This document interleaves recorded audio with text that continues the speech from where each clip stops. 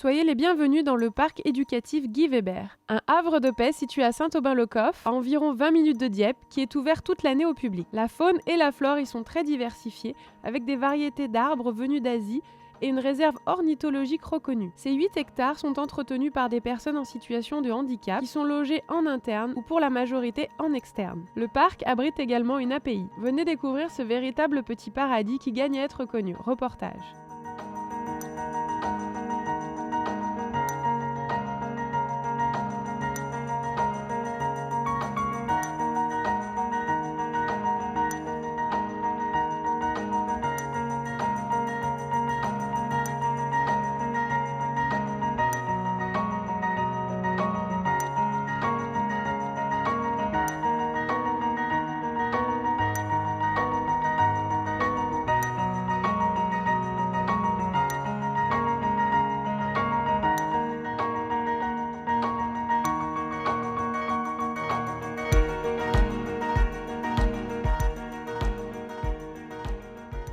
Le parc Guy Weber est un atelier de jour et il est coupé en deux. Donc il y a le parc Guy Weber et le Ravelin.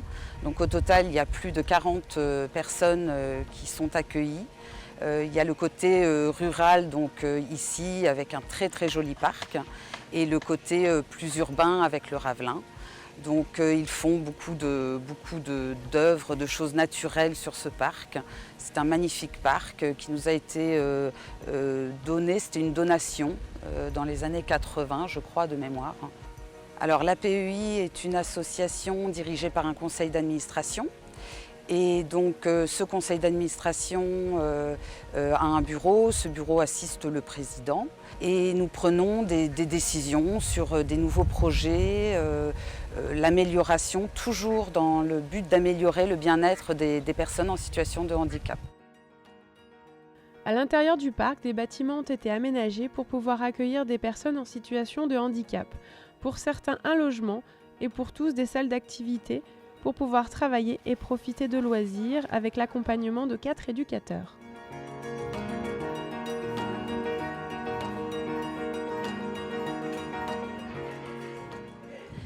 Nous avons des éducateurs qui sont sur place pour les aider dans leur travail de tous les jours. Donc évidemment, le travail consiste à embellir ce parc, à tailler, toujours dans le respect de la nature. Il y a des intervenants qui viennent également pour faire de la poterie, des séances de relaxation. Nous avons plein d'intervenants qui viennent de l'extérieur. Les personnes qui habitent dans le parc, ce sont des personnes accueillies, hein, bien sûr. Donc là, en fait, l'APEI fait toujours en fonction de la personne, de son évolution. Donc s'il y a des jeunes de l'IME qui ont la main verte, vraiment cette fibre de pouvoir rester dehors aussi, parce que c'est pas toujours facile. Ils doivent rester dehors en hiver comme été. Alors évidemment, il y a des jours où nous allons les garder à l'intérieur, bien évidemment, mais il faut vraiment que ça vienne de la personne et c'est le parcours de vie de chaque personne. Donc s'il y a une personne qui veut rentrer, il faut qu'il y ait une place qui se libère, bien sûr, et donc nous allons lui trouver une place dès que ça sera possible. Nous voici donc un jour de pluie durant une activité manuelle en intérieur. Chaque bénéficiaire de ce programme participe en fonction de ses capacités, comme nous l'explique Pascal, qui apprécie tout particulièrement l'accueil.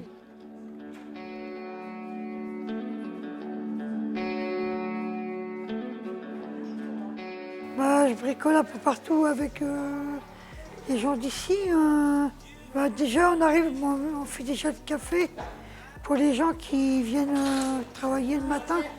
Les gens qui viennent travailler ce matin et puis on dit bonjour à tout le monde, tout ça. Après, ils vont chacun leur endroit de travailler. Moi, c'est plus l'ordinateur, moi, c'est l'informatique. Donner un petit coup de main comme ça parfois avec Hélène ou avec Marie.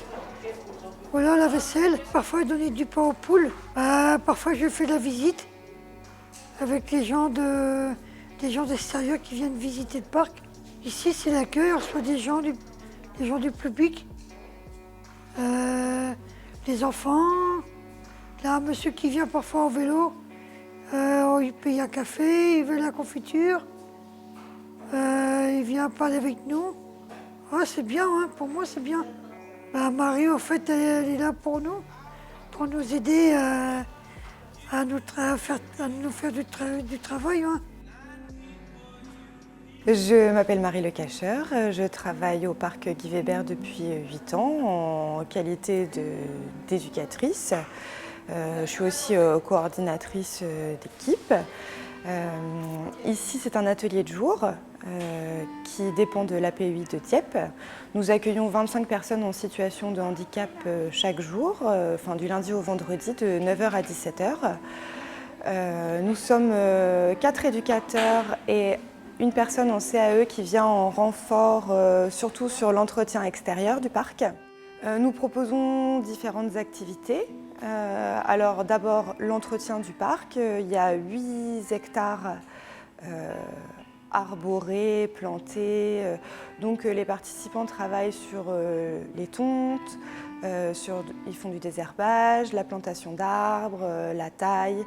Et donc il y a énormément de tâches à faire et de travaux à faire au cours de l'année. Ensuite, on travaille aussi sur des activités de bien-être. Elles sont proposées ici, donc comme du qigong, de la relaxation, de la cuisine, piscine, balnéo, des choses qui procurent de la détente et du bien-être. Et puis aussi, on propose des activités artistiques. Ça tourne autour de petits bricolages, de la récupération. Donc on fabrique des objets à vendre pour les visiteurs, mais aussi à exposer dans le parc, notamment au cours du festival Lame de Fond ou Dieppe se déchaîne, qui ont lieu successivement chaque année. Et donc ils font aussi de la peinture, de la sculpture, c'est très varié, mais tout a toujours une utilité, soit pour vendre, soit pour exposer.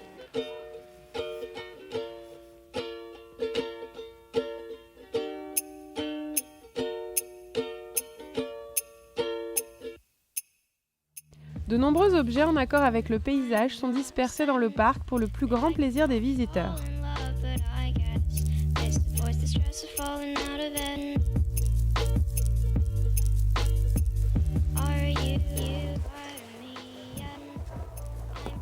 Allez, viens, je t'emmène. Allez, on y va. Voilà. Alors là, c'est mon studio, mon appartement. Le matin, quand je vais aller passer sur mon car, je me lave, je me fais la cuisine, une chambre, une salle de bain, puis je m'occupe de faire manger. Et puis le matin, je vais au parc, à 9h au parc. Je prends un petit café au parc.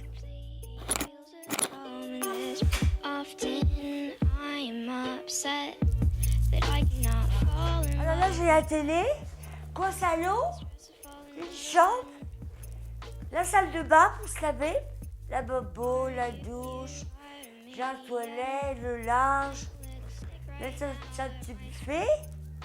Là, c'est le placard où je vais laver les conserves, puis mes verres, mes tasses. Là, c'est pour laver la vaisselle.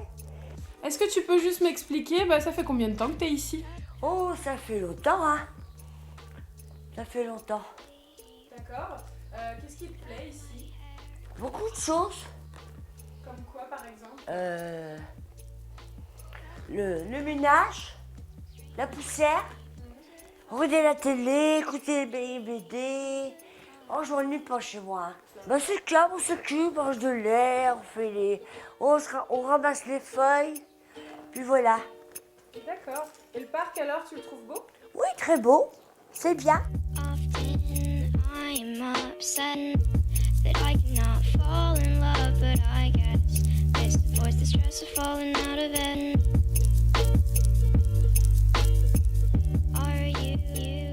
Le parc est découpé en plusieurs zones, donc il y a un arboretum qui est riche de nombreuses essences, notamment des essences venues de pays d'Asie et plus particulièrement du Japon, beaucoup d'érables et des ginkgo biloba aussi.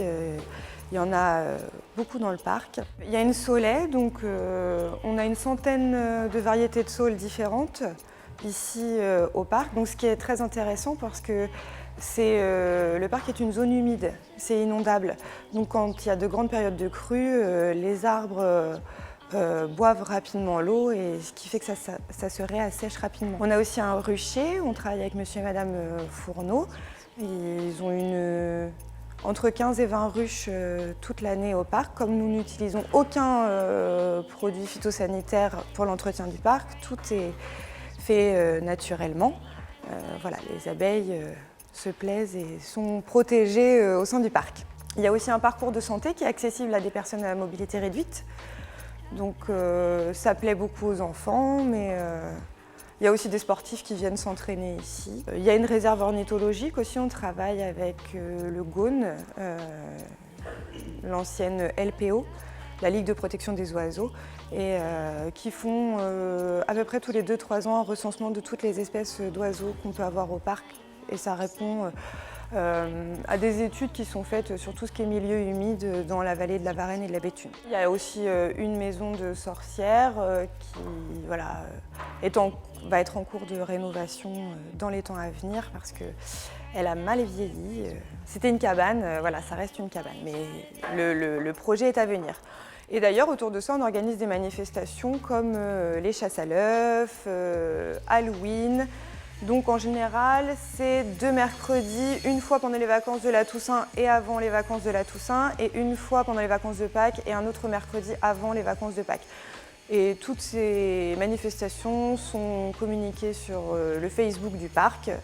Je crois qu'on tape Parc naturel éducatif Guy Weber et du coup on tombe sur la page.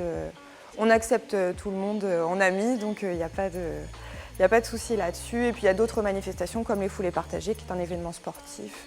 Enfin, voilà, il y a beaucoup de manifestations qui s'organisent ici.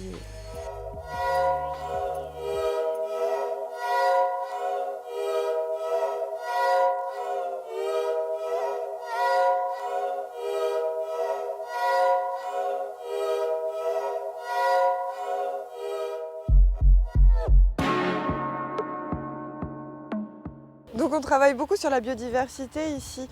Par exemple, on a un rucher avec une quinzaine de ruches. Monsieur Fourneau, qui est apiculteur à Saint-Nicolas, donc entrepose des ruches pour récolter le miel. Ici, nous n'utilisons aucun produit phytosanitaire, aucun pesticide, et cela depuis bien longtemps. Tout ce qui est branchage, etc., c'est composté dans un broyeur pour mettre au pied des arbres. Donc en fait ça fait du BRF, ça nourrit le sol, en même temps ça protège de la sécheresse, ça protège aussi quand il y a des fortes gelées. Donc en fait voilà, tout ici est agencé. On essaye de réfléchir, on n'en est pas encore à l'ère de la permaculture, mais on fait de notre mieux en tout cas pour proposer des choses intéressantes. Et puis l'intérêt aussi, c'est de montrer que voilà, des personnes en situation de handicap travaillent ici, proposent ce genre de choses, donc c'est accessible à tout le monde peut faire ça. Donc on essaie que les gens s'inspirent aussi de par leur visite en se disant tiens, ça c'est une bonne idée, tiens on peut faire ça chez nous. Par exemple avec les hôtels à insectes, les nichoirs à oiseaux qui sont disséminés un peu partout dans le parc, ça aussi on essaye aussi d'impulser une dynamique à travers la récupération, à travers le recyclage, pour voilà, donner une dimension un peu écologique et environnementale à notre démarche, en plus d'être sociale. Et puis après, que les visiteurs se sentent bien ici, qu'ils trouvent que le lieu est beau, que c'est esthétique, de pouvoir prendre des idées, que ce soit un modèle à copier pour différentes choses, que ce soit en matière d'environnement, en matière d'ornement, en matière de biodiversité. Voilà, super, prenez des idées. Le conseil d'administration donc, va chercher des fonds pour pouvoir faire des aménagements, pour concrétiser les projets, pour améliorer toujours le bien-être de chacun. Nous allons aussi travailler en équipe avec les directeurs adjoints, mais surtout sans empiéter sur leur management. Donc le conseil d'administration va notamment monter des projets pour que le parc s'embellisse, s'agrandisse. Justement, en ce moment, nous sommes en train de faire une construction pour pouvoir laisser plus de place aux personnes accueillies pour pas qu'elles soient toujours en présence des personnes qui viennent visiter. Puisque nous avons des gens tous les jours qui viennent visiter, se promener sur ce parc. J'adore ce travail parce qu'en fait il n'est pas du tout routinier, notamment par la météo, la saisonnalité, mais aussi par les personnes qu'on encadre. L'avantage de l'humain, c'est qu'on ne peut jamais vraiment prévoir, donc tous les jours c'est nouveau et tous les jours on recommence des nouvelles choses. Et puis ce qui est aussi très intéressant, c'est que notre direction nous laisse une grande liberté d'agir. Donc on peut proposer énormément de choses, les activités sont très variées. C'est ce que je disais, ça va de la cuisine au petit bricolage, au jardinage, on fait des sorties aussi en extérieur. Enfin, c'est très très varié, il y en a forcément pour tous les goûts et c'est pas routinier. Je vous avais prévenu, le parc Guy Weber est un endroit à part. Il est donc ouvert au public. N'hésitez pas vous aussi à venir le découvrir sur l'avenue Verte à Saint-Aubin-le-Coff, près de Dieppe.